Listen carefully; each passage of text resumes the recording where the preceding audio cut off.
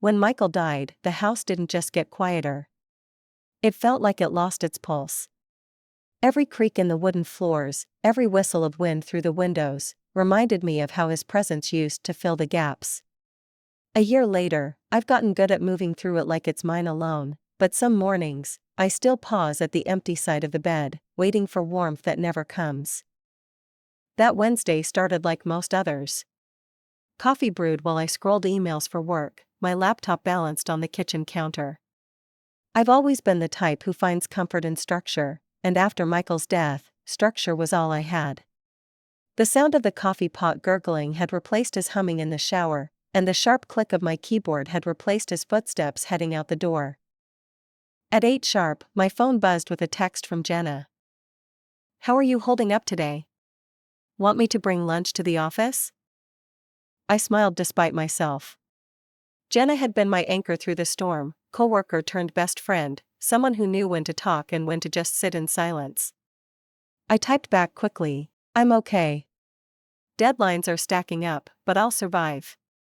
Lunch sounds amazing." I dressed in a navy blouse and gray slacks, pulled my hair back in a bun, and glanced at the framed photo of Michael by the entryway.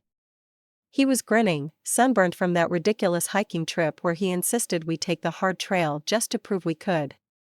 My throat tightened, but I whispered the same words I'd whispered every morning since his funeral, "I've got this, Mike. Don't worry about me." The office was buzzing by the time I arrived. Phones ringing, printers spitting out drafts, designers huddled over mood boards. I worked at Donovan Interiors. Well, technically, I kept the name after my father retired, but the hustle was mine now. Losing Michael had nearly derailed me, but clients don't wait for grief. Jenna greeted me with her trademark iced coffee in one hand and a stack of files in the other. "You look like you didn't sleep," she said, eyes narrowing as she handed me the drink. "I slept," I lied, taking a sip. The bitter caffeine hit like a jolt. "Just, weird dreams again." Her expression softened. "You don't have to keep powering through alone, Claire. Grief isn't something you schedule between design consultations." I gave her a tight smile. "If I stop moving, I'll sink. So let's just keep moving." She didn't argue, but I caught the concern in her eyes. The day blurred into client calls and swatches of fabric. For a few hours, life felt normal as it could be with Michael's absence stitched into the background of everything. By late afternoon, the office quieted down, and I caught myself staring at the skyline outside my window. The city lights flickered on, one by one, reminding me that the world doesn't stop for anyone's sorrow. As I packed up to leave, my phone buzzed again. Jenna had texted, "Dinner? Or are you going to hide in that big lonely house again?" I smirked. "Maybe both. But come by tomorrow, I'll cook. Promise." Walking into the house that night, the silence didn't crush me like it once did. I'd learned to live with it, to let it sit beside me instead of pressing down on me.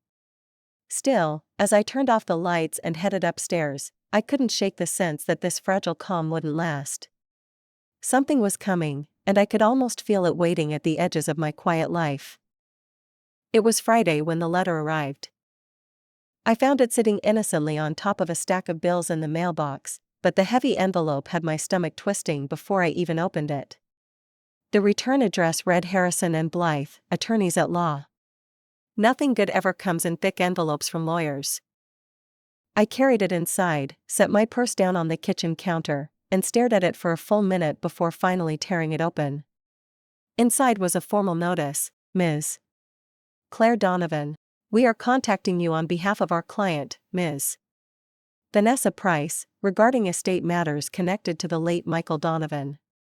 Our client asserts that her minor child, Jacob Price, is the biological offspring of Mr. Donovan, and therefore entitled to a share of his estate, including but not limited to the property located at 114 Oakwood Lane." My knees buckled. I gripped the edge of the counter so hard my knuckles burned. Vanessa Price. The name hit me like a slap. She wasn't just anybody. She had been at Michael's funeral. She was the cousin no one in his family liked to talk about, The kind who showed up at Thanksgiving once in a blue moon with drama trailing behind her like smoke. She'd hugged me in the reception line after the service, mascara streaked, whispering, "He was such a good man. I'm so sorry for your loss." And now she was claiming he fathered her child? I sank into a chair, the letter trembling in my hand. My first instinct was denial. Michael would never have done this to me. He was loyal, devoted. The kind of man who sent me flowers when he traveled for work and still left sticky notes in the fridge reminding me to smile. But then a darker thought crept in, what if? The walls felt closer. My chest tightened. That's when my phone buzzed. Jenna's name lit up the screen. I answered, my voice sharper than I intended. "What?" "Whoa, easy tiger," she said. "Rough day?" I laughed bitterly. "You could say that. You want me to bring over takeout? I can be there in 20 minutes. I hesitated, then whispered, "I just got a letter. From a lawyer. Someone's claiming Michael fathered their kid. And they want the house." There was silence on the line, then Jenna's voice dropped. "What? Claire, that's insane." "Who?" "Vanessa Price. Remember her? His cousin." Jenna cursed under her breath. "Oh, I remember. She borrowed money from her own mother and never paid it back. This is classic Vanessa. She sees you vulnerable, she pounces." My throat tightened. But what if it's true? What if Michael— Stop. Jenna's tone was firm now. "Michael loved you. Don't let her rewrite his memory. This is about greed, not truth." I pressed my palm against my forehead. My mind spun with images, Michael laughing on our anniversary, Michael holding me after my father's funeral, Michael promising me forever. Was all of that a lie?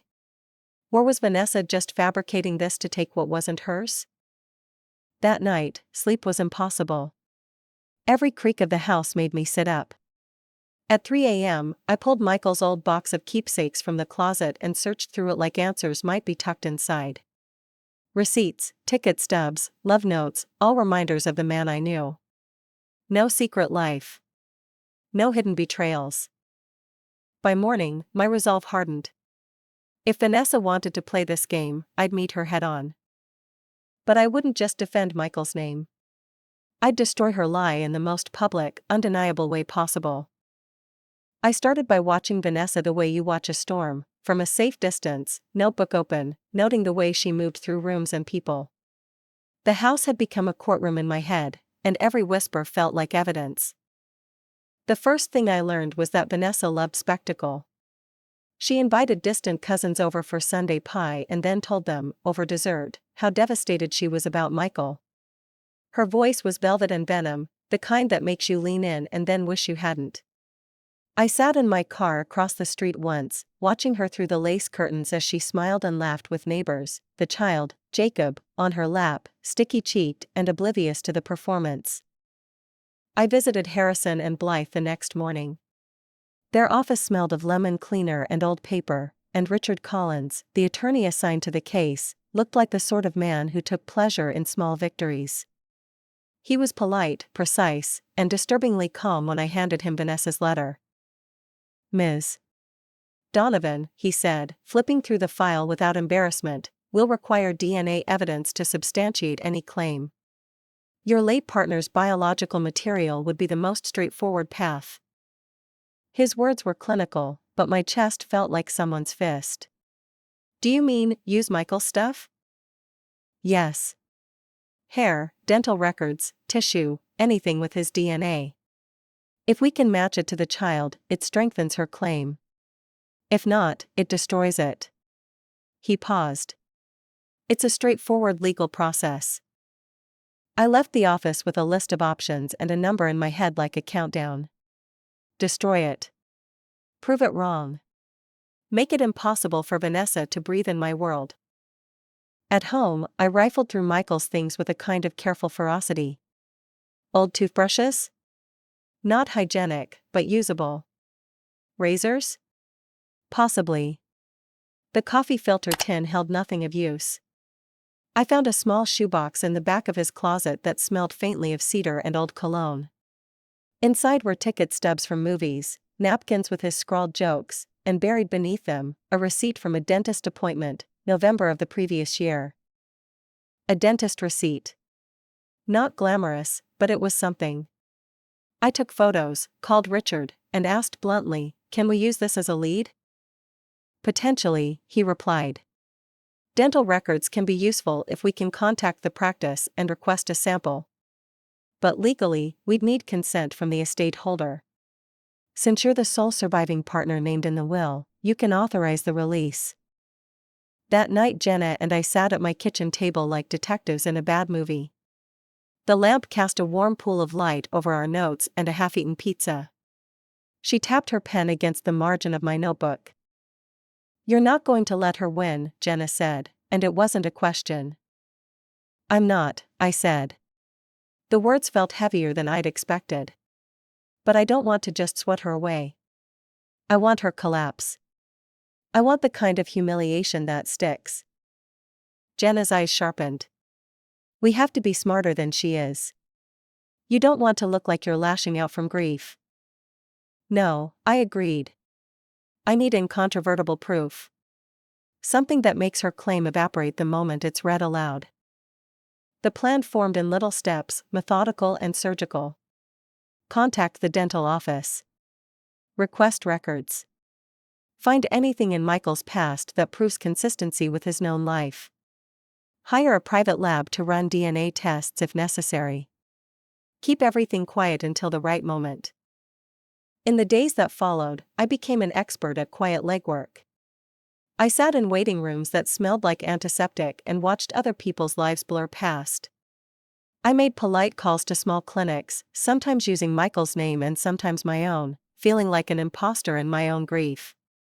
It was messy, and there were moments when I wanted to throw up from the strain, but I kept at it. Then, like a loose thread catching on a nail, I found something else, a faded photograph tucked behind the frame of a cheap watercolor in my attic. It showed Michael at a summer barbecue, shirt rolled up at the sleeves, a paper plate in one hand, a toddler straddling his knee. The toddler's hair was dark and curly, nothing like Vanessa's Jacob, who had pale, wispy hair. Michael's face in the photo was relaxed, the way it was with me. My pulse quickened. The back of the photo had a scrawled note, "Mike and little Sam, July 12. Sam? Not Jacob. Not a price." I ran my thumb along the edge of the picture as if touch could confirm truth.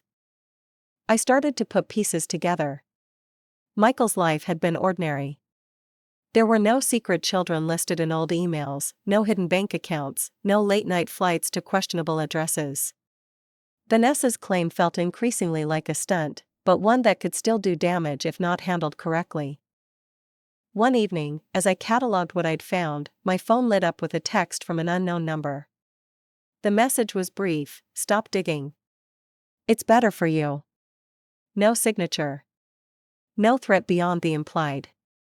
My skin crawled. I forwarded the message to Jenna, who cursed and immediately suggested we go to the police. "Anonymous texts are evidence," she said. "If she's trying to intimidate you, that alone could undermine her case." We debated, but Richard advised caution. "Public accusations can give her room to claim harassment," he said. "Document everything, and let the evidence speak louder than threats." So I did.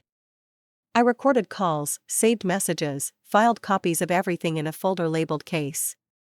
It felt like armor. At night, when the house settled and the moon lit the hallway in a thin line, I imagined the attorney's office as a stage. Vanessa would prance in, all color and noise. I would sit in the center, calm as a pond, and when she made her claim, I'd place a single envelope on the table.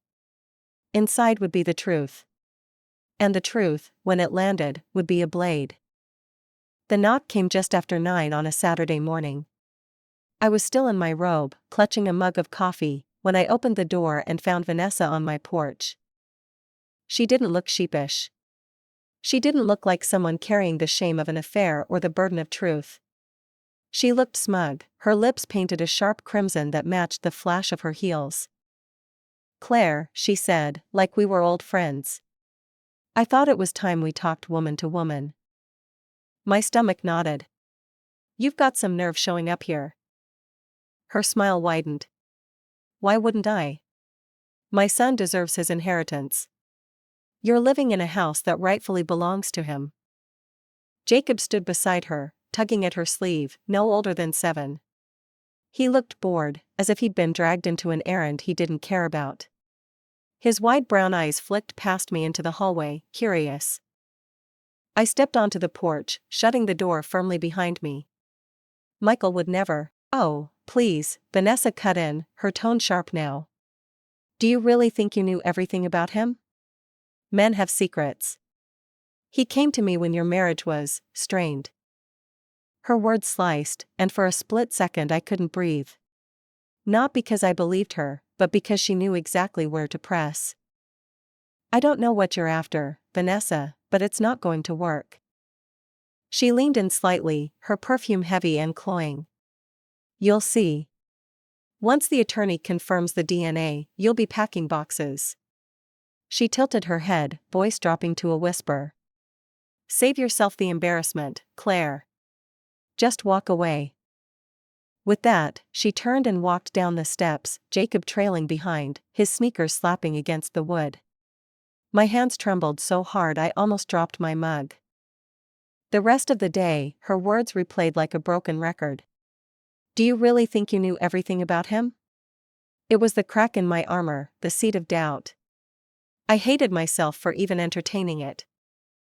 By evening, I sat with Jenna, the pizza box between us untouched.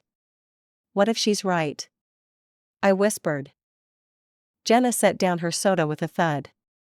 "Don't do this. Don't give her that power. You knew Michael better than anyone." "But what if there's something I didn't see? What if, Claire?" Her voice snapped sharp.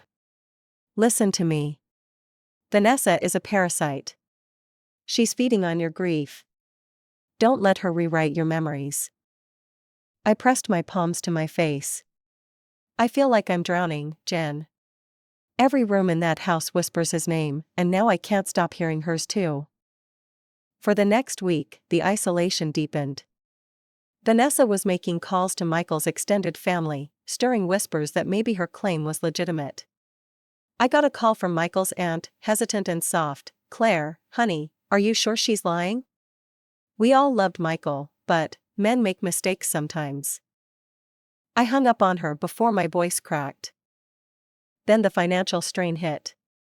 Harrison and Blythe requested preliminary documents for the estate, property deeds, will copies. Every paper I handed over felt like a concession, like I was already halfway to losing. At night, sleep abandoned me.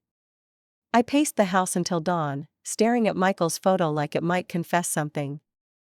I replayed every fight we'd ever had, every late meeting, every business trip. My brain twisted ordinary moments into shadows. And still, I pressed forward. I authorized the dental record release. I paid a private lab an obscene fee for expedited DNA analysis. But Vanessa's voice lingered in every quiet corner. "Do you really think you knew everything about him?" I was unraveling, thread by thread, and she knew it. That was the cruelest part. The lab called on a Wednesday morning. I had been pacing the kitchen, waiting for water to boil, when the phone rang. My heart jumped so hard I nearly dropped the kettle. "Ms. Donovan," the technician said, his voice flat and professional, "we've completed the preliminary DNA comparison between the samples you provided from your late husband's dental records and the sample we obtained from Jacob Price." I gripped the counter. "And?" He paused, long enough to make me want to scream. "The results are not consistent. Probability of paternity is less than 1%. I closed my eyes. Relief and fury rushed together, flooding my chest. "So Michael is not the father?" "That is correct." I thanked him, hung up, and laughed, an ugly, shaking laugh that startled even me. For the first time in weeks, I could breathe. But I didn't call Vanessa. Not yet. Instead, I drove to Jenna's. We sat on her porch swing, the autumn air crisp and cool. I handed her the folder with the lab report. She scanned it, eyes widening. Claire. This is it. This ends it. Not yet, I said, voice low. If I throw this at her now, she'll spin it. Claim the test was rigged. Say I doctored it. No, Jen, this has to end in a way that leaves no oxygen for her lies. Jenna smirked. You're planning something. Oh, I'm planning everything. The first crack came a few days later when I visited Harrison and Blythe for an update. Richard greeted me in his careful, neutral way, but as we sat across the table, he adjusted his glasses and leaned forward. Ms. Donovan, he began, Vanessa's affidavit states that she and your husband had an intimate relationship beginning in March of 2018. I blinked. March? Yes. She claims conception occurred in June of that year. My mind raced. That's impossible. Michael was in Boston that spring. He was working with the Morris and Tate firm on the Callahan merger. Richard raised an eyebrow. You're certain? Positive. I went with him. We lived in a rental apartment near Quincy Market for 3 months. I even have photos. That night I tore through my attic storage boxes until I found the old photo album. There we were, Michael and I, smiling in front of Faneuil Hall, dated May 2018. My handwriting was on the back. Boston trip, the year everything changed for us. I brought the album to Richard the next morning. He flipped through the photos, nodding slowly. If these are authenticated, her timeline collapses. She's lying, I said flatly. And I'm going to prove it. But still, I didn't show my hand. Instead, I began digging into Vanessa. Old Facebook posts, Instagram photos, even scraps from her cousin's blog that mentioned her whereabouts. And then I found it, a tagged photo dated June 15, 2018. Vanessa, clearly pregnant, standing next to a man I didn't recognize. The caption read, "Can't wait to meet our little one." #blessed. The man's arm was wrapped around her shoulders. It wasn't Michael. I printed that photo, tucked it into a folder, and sat back, pulse thundering. The cracks in Vanessa's story weren't just hairline fractures anymore. They were fault lines. And when the right pressure came, she would crumble in front of everyone. But I wanted more than her collapse. I wanted her humiliation to be permanent. I began arranging the scene like a stage director plots the final act. If Vanessa wanted spectacle, I would give her an audience she could never recover from. The attorney's office would be the theater, the papers would be the props, the witnesses would be my chorus. First, I tightened the thread with Richard. He was blunt and careful, but once he understood my goal, exposure in the plain light of law, he became a conspirator in his own measured way. We will need authentication of your proofs, he said, his fingers steepled. Photographs, travel records, the lab results. If Vanessa chooses to lie under oath, perjury could be on the table. But be prepared for theatrics. She will try to distract the room from facts. I smiled, because theatrics were precisely what she wanted. Let her perform, I said. I'll be the one who writes the final review. We created a list. Secure the lab certificate with notarization. Pull my Boston itinerary and hotel receipts, dates and names stamped like signatures from a past life. Find witnesses who could corroborate my whereabouts during Vanessa's alleged timeline. Notify family members who might be called as informal witnesses and quietly warn them to be ready.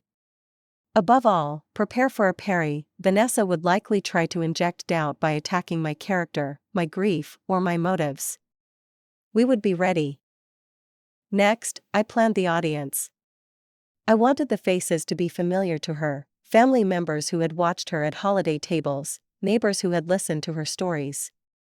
Each face would be a mirror reflecting back at her lies. Jenna helped me reach out, texting discreetly, apologizing for the intrusion but promising it would end quickly. Most agreed. Pride, it turns out, compelled people to see a liar unmasked.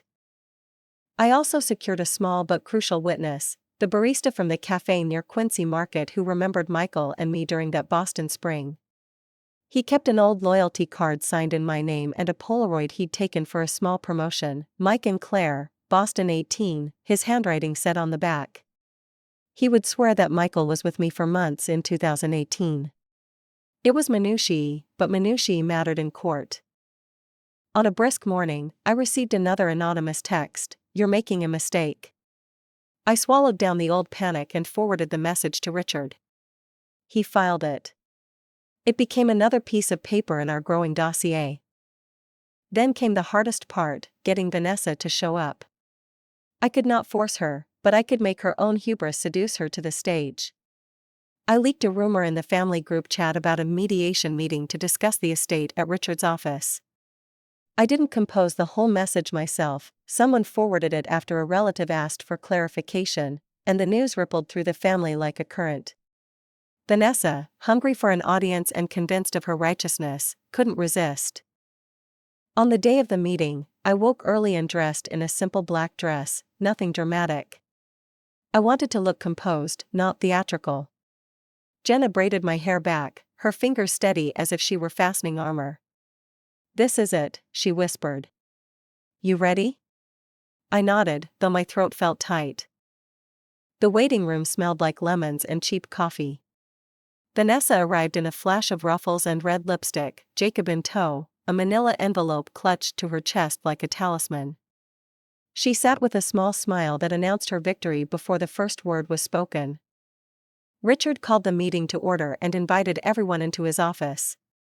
The family trickled in, Aunt Melissa, Michael's cousin Aaron, a neighbor who ran the homeowners association, and a handful of cousins who had heard the rumor and wanted to watch the spectacle. Vanessa's camp swelled visibly. She had brought a friend who took notes and another who filmed short clips on her phone. Vanessa began with her practiced sorrow, voice like silk with a jagged edge. She laid out her claim, narrated an intimate timeline, and then unfurled the envelope, affidavits, a note, and a photograph. She looked toward the family, eyes wet with rehearsed hurt. "I loved him," she intoned. "I did everything I could to be responsible. I only want what's fair for Jacob." The room hummed, sympathy kicking like a small animal. I felt a tide of anger rise, but I kept it beneath the surface. When Vanessa finished, Richard nodded and invited me to respond. I stood slowly, feeling every eye settle on me like a searchlight. "Ms. Price," I said, and my voice was steady. "Before we go further, I want to present a complete and authenticated record." I handed him the notarized lab results, the Boston receipts, the Polaroid from the cafe, and the printed photo of Vanessa with the other man dated June 15, 2018. The room tilted. Vanessa's face did not change at first. Then, like a house of cards sensing a gust, her composure wavered. She reached for her envelope as if to counterattack, but Richard held up a hand. "Ms. Price," he said, "we have here authenticated documentation that contradicts your timeline. We also have DNA results showing a less than 1% paternity probability." Her friend made a sound. Aunt Melissa's face whitened. Jacob, oblivious, picked at a small tear in his sleeve. Vanessa recovered quickly, a practiced spin of rhetoric and deflection. "Anyone can forge documents," she said, clutching at straws. "Who notarized those? Where did those photos come from? How do we know?" Her voice was loud now, sharp. "Ms. Price," Richard interrupted, "these documents are verified with chain of custody. We subpoenaed records and obtained third-party corroboration. If you wish to contest them, you may do so in court. But make no mistake, this meeting is to discuss the estate. We will not tolerate baseless defamation." He leaned toward me and whispered, "Now." I felt something like cold clarity. This was the moment I'd built toward, not merely to prove that Vanessa lied, but to make the lie disintegrate under the weight of ordinary facts. I set one last photograph on the table, a close-up of Vanessa's social media post with the other man's smiling face in the background, his name visible in the caption. I watched the room as their eyes moved from the picture to Vanessa. Her mouth opened, then shut. She started to speak, then stopped. The room hummed, and somewhere in that hum a small, sharp truth lodged and grew until it could no longer be ignored. Then Vanessa snapped. She stood, her face red with rage and embarrassment. "You think this removes responsibility?" she shouted. "This is harassment. You have no right," she stormed out, Jacob trailing like a shadow, her friend following and filming every step. As she left, Aaron muttered under his breath, "She made that bet herself." Aunt Melissa looked away, a hard, small smile of relief playing at her lips. Richard turned to me and quietly said, "You did well, Ms. Donovan. Let the record show that Ms. Price voluntarily left the premises." I exhaled as though I'd been holding my breath for years. Victory tasted sharp and metallic, but satisfying. Yet even as people murmured and smiled towards me with quiet congratulations, a small, cold part of me noted the one thing I'd wanted to see but hadn't: Vanessa's public implosion. She had fled. The final act was not yet complete. There would be court, there would be lawyers, there would be calls from those who fancied themselves righteous. I wanted the world to watch her admitted falsehood, not H. As the meeting broke up, Jenna squeezed my hand. "You set the trap," she said, eyes bright. "Now, let's bait it." And bait it we did. I worked with Richard to file a declaratory motion stating the evidence we had, and he suggested a follow-up hearing where Vanessa would be compelled to present her evidence under oath. He described, in legalese that sounded like a promise to me, how perjury and fraud could leave criminal stains on her record if she persisted. I slept that night with the feeling that a storm had passed the outskirts of my life. There was no final thunderclap yet, but the air smelled different. It smelled like rain on hot concrete, like a reckoning coming. The waiting room of Richard's firm carried a hush that felt more like a church than a law office. Oak-paneled walls, muted lights, leather chairs, it was the sort of place that spoke of order and permanence. Exactly the kind of arena where Vanessa's chaos would unravel. I arrived 10 minutes early. Jenna came with me, her presence a quiet anchor. She wore a blazer sharp enough to cut glass, projecting the poise I didn't yet feel.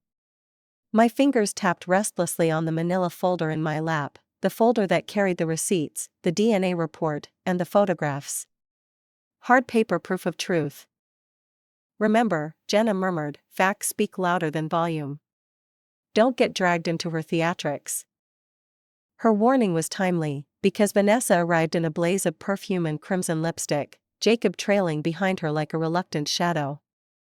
Her laughter was loud, forced, as if she'd just walked into a gala, not a legal conference room.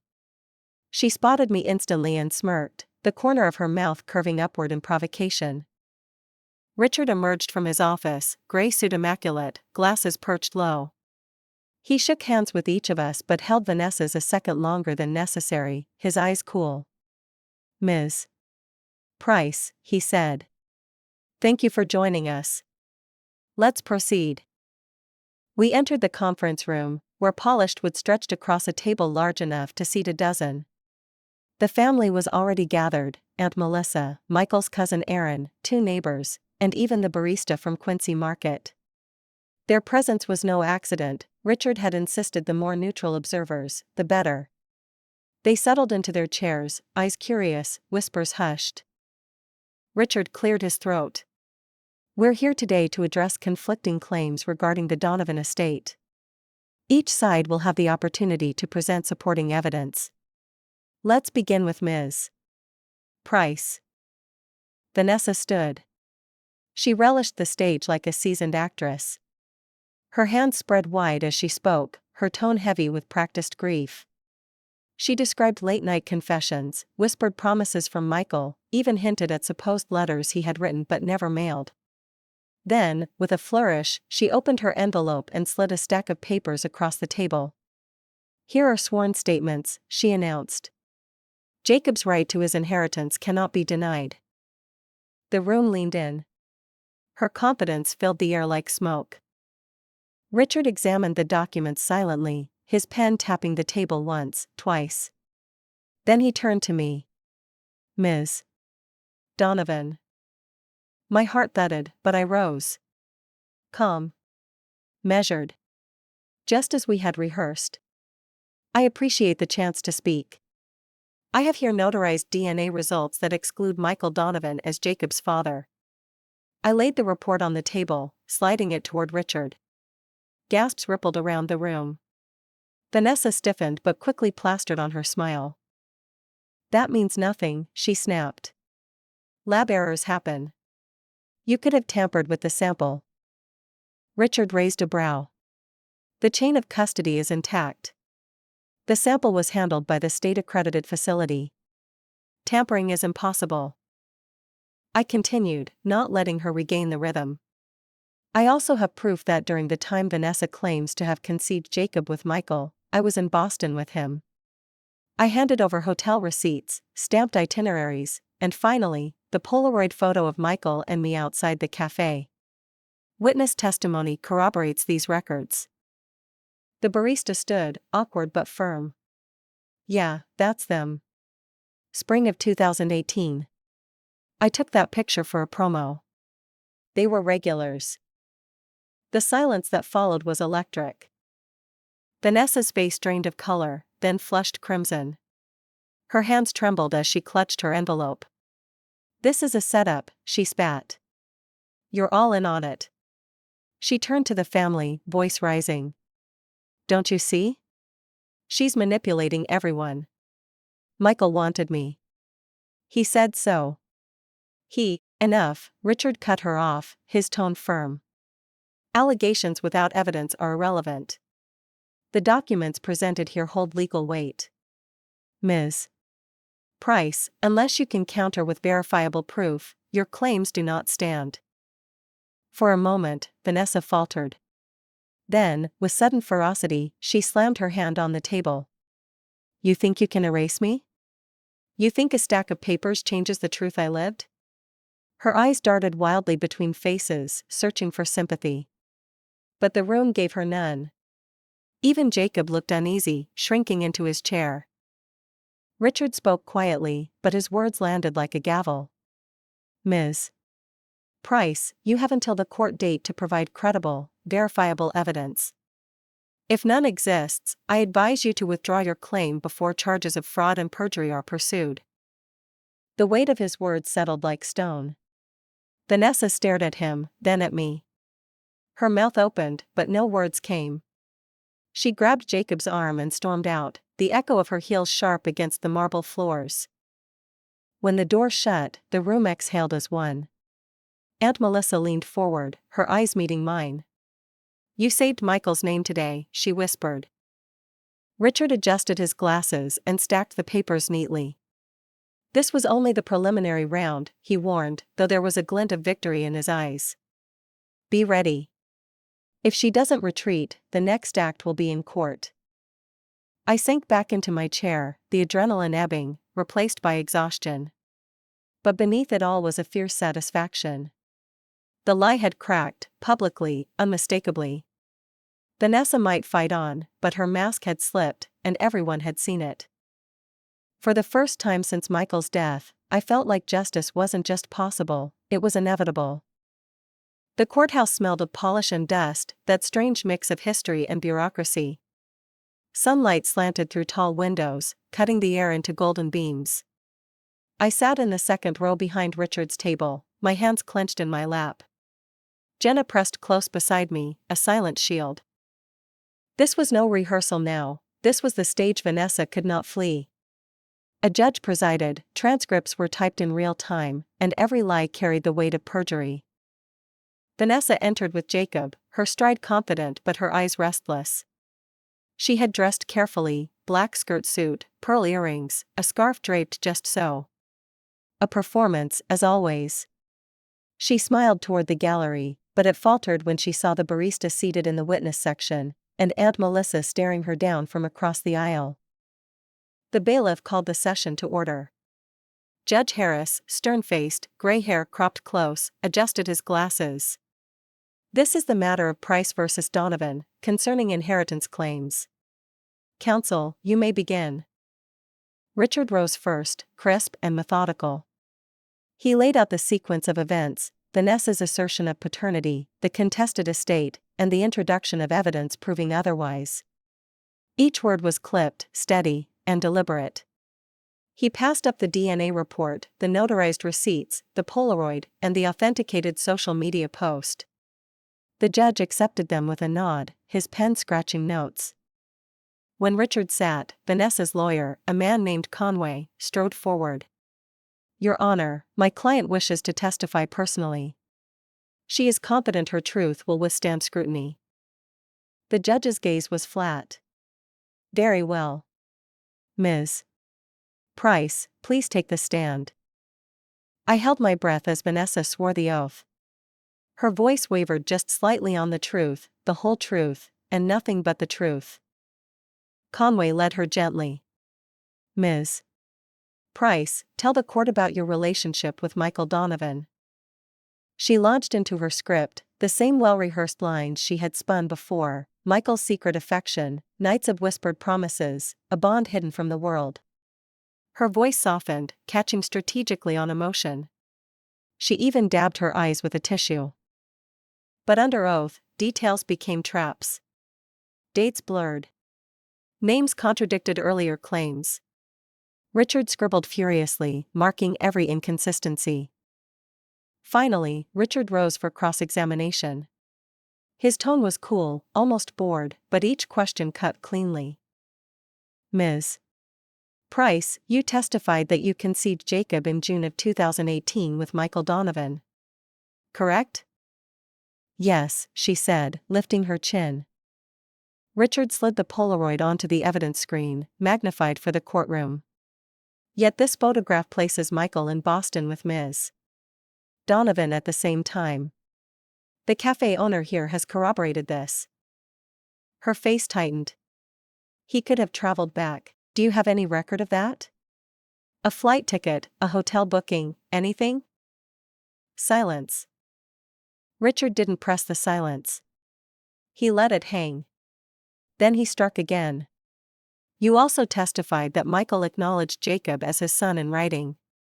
Please produce that letter." She shuffled. Her hands twitched at her purse. It was lost." The judge leaned forward. "Lost? Or does it not exist?" Her mouth opened, closed. For the first time, her voice cracked. Richard placed the DNA report on the projector. "And finally, this court has before it the verified lab results. Probability of paternity, 0%. Would you like to explain how Michael could be Jacob's father in the face of scientific impossibility?" Vanessa snapped. "He was the father," she shouted, slamming her hand against the stand. The sound echoed across the chamber. "Science can be wrong. Papers can be forged. You're all against me." Her outburst ricocheted through the room like a gunshot. Gasps rippled. The judge's gavel cracked once, twice. "Order." Richard didn't flinch. "Your Honor, we move that this testimony be stricken as unsubstantiated and that sanctions for fraudulent claim be considered." The judge peered over his glasses at Vanessa, whose face had twisted with rage. "Ms. Price," he said, voice low, "you are reminded you are under oath. False testimony is a crime. I strongly advise you to consult with your counsel before you speak further." Conway leaned frantically toward her, whispering, but she shoved him away. "You don't understand. He promised me everything. He was mine." The courtroom was silent except for her ragged breathing. Her mask had finally shattered, not in whispers behind doors but under the cold fluorescent lights of justice. Judge Harris tapped his pen once. "This court will recess while I review the evidence. But let it be noted for the record, Ms. Price has failed to provide any verifiable documentation to support her claims. Further proceedings regarding potential fraud will follow." The gavel fell. Vanessa's scream of frustration followed a heartbeat later, raw and jagged. Jacob wept quietly in his seat. I sat frozen, the adrenaline surging through me like wildfire. Justice wasn't fully written yet, but the pen was in motion, and the ink favored truth. Jenna squeezed my hand, her whisper steady, "The mask is gone. Everyone saw it. She can't come back from this." For the first time, I allowed myself to believe it. The courthouse steps felt different when I walked down them. The air was lighter, sharper, as though the world itself had exhaled. The crowd of family, neighbors, and curious onlookers clustered around in low murmurs.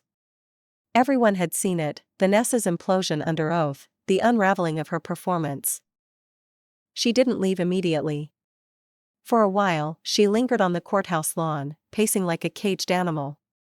Her lawyer stood off to the side, clearly finished with her. Jacob sat on the steps, head in his hands, a boy too old for his years. The pearl earrings Vanessa had worn earlier glinted harshly in the sunlight, symbols of a woman who had tried to dress lies in the clothes of elegance. Aunt Melissa approached me quietly. "She won't recover from this," she said. "The family saw it. The neighbors saw it. Even the court saw it. Her voice won't carry anymore." I nodded, but the victory was complicated. Vanessa had been exposed, yes, but at the center of her lies was Jacob, a child caught in the undertow. He looked up then, and for a fleeting moment, our eyes met. His gaze was raw, confused, full of a pain that didn't belong to him. It wasn't his fault his mother had built his life on falsehood. Richard emerged from the building, documents tucked neatly into his case. "The judge will issue his written ruling within days," he said. "I anticipate full dismissal of her claim, and likely a referral for fraud investigation." He adjusted his glasses. "You should prepare yourself, she'll fight in the court of gossip, if not in law. But today, you won." Won. The word felt foreign on my tongue. For months, I'd lived in the shadow of Vanessa's accusations, her rehearsed tragedies, her whispered poison in family ears. And now the shadow was gone. Jenna pulled me into a hug, her voice firm in my ear. "You didn't just defend Michael's memory. You gave him back his honor. That's what matters." I looked around at the faces, Melissa's relief, Aaron's nod of respect, even the barista giving me a small, awkward thumbs up, and I realized something: Vanessa had not just lost her case.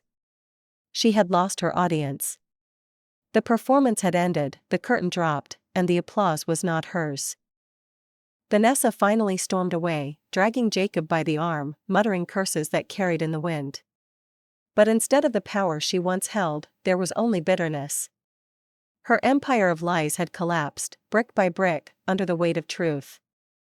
That night, when I returned home, I placed the evidence folder on a high shelf. For the first time in months, I didn't need to clutch it like a weapon. Justice had spoken louder than lies, and the fight was over. I poured myself a glass of wine, sat by the window, and let the silence seep in. Not the suffocating silence of grief, but a new one, clean, unburdened. Michael's name was safe. His memory, untarnished. And though Vanessa might rage in private corners, the world now knew the truth. The stage was dark. The actress had been unmasked. And I, at last, could step out from the wings and into my own life again. And that's how I silenced her lies, once and for all. No more whispers. No more threats. Just the brutal truth, laid bare for everyone to see. What would you have done in my place? Drop your thoughts below. If you loved watching justice served with a savage twist, don't forget to like this video, share it with someone who needs a taste of revenge, and subscribe so you never miss the next story.